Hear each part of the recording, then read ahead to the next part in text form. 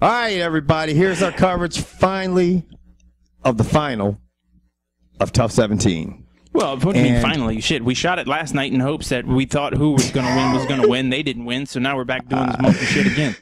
Oh, yeah, George and I straight shot this motherfucker saying Uriah Hall is going to be fighting Josh Salmon, and that shit did not happen, and we have to fucking retape this shit. Yep, we got one of them Kelvin right. We got one of them right.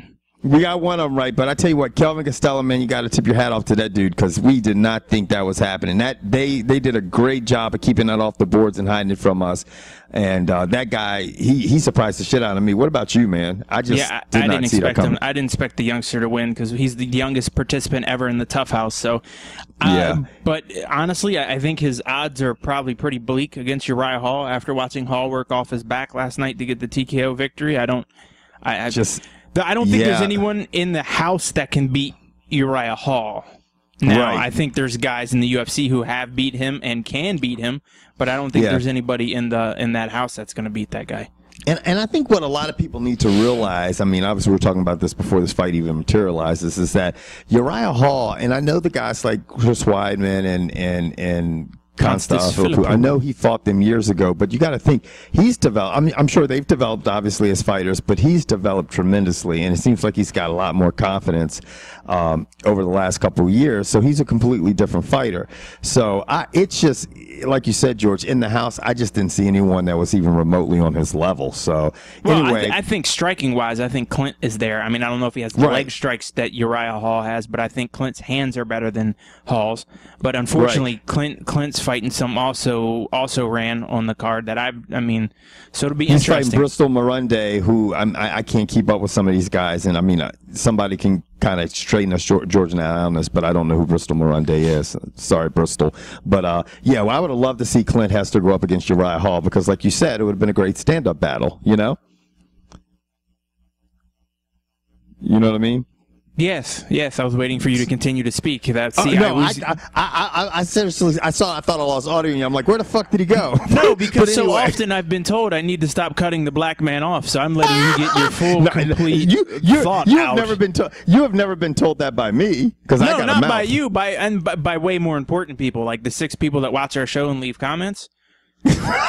I got to keep them coming back, so I'm just trying to respect their wishes. I don't ever think that. But anyway, man, getting back to this final, this Tough 17 final. Also, what we're going to see is Josh Salmon is actually going to be going up against Kevin Casey. That should be interesting because, I mean, last time, what was it, Kevin Casey's kidney that ducked out on him last time he tried to, when he was fighting Bubba. So, I mean, Bubba got a gift there and then basically just gave it away when going up against Hall. He, lasted less than a minute, went into sleepy nighty time. Exactly. And so, I mean, that could be, like you said, that could be very interesting. And here's the other thing. Look, I'm not even going to begin to understand like what a panic attack is about or being really nervous about anything. But if your job makes you have a nervous breakdown, you must be talking about Bubba McDaniel. Yeah, you might want to find a new fucking job. Well, George, I don't know if he's going to find a new job because he's going to be fighting Gilbert Smith, and he's going to be fighting Gilbert Smith on the main card. Yeah, and what I find, they were teammates, and then Bubba was one of the most vocal ones about how Gilbert Smith wasn't ready for this and wasn't ready for that. Let me tell you what, Bubba's lack of MMA prowess, MMA, I don't know, just he plays right into Gilbert Smith's hands, I think. I mean, Gilbert Smith's short, stocky, and powerful, and I hope Bubba loses again.